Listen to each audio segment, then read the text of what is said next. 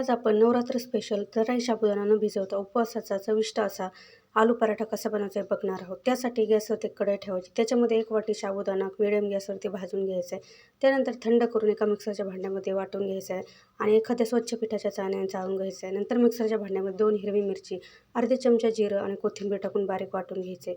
नंतर तयार साबुदाणा पीठमध्ये 4 ते 5 उकडलेले बटाटे बारीक करून टाकायचे। त्यानंतर चवीनुसार मीठ, वाटून घेतलेलं वाटण टाकायचं आहे, मिक्स करायचं आहे। थोडं थोडं पाणी टाकत याचा छान असा सॉफ्ट याचा गोळा तयार करून घ्यायचा आहे। नंतर साबुदाण्याच्या पिठामध्ये जसं आपण चपाती लाटतो तसं हे आपल्याला चपाती लाटून घ्यायची।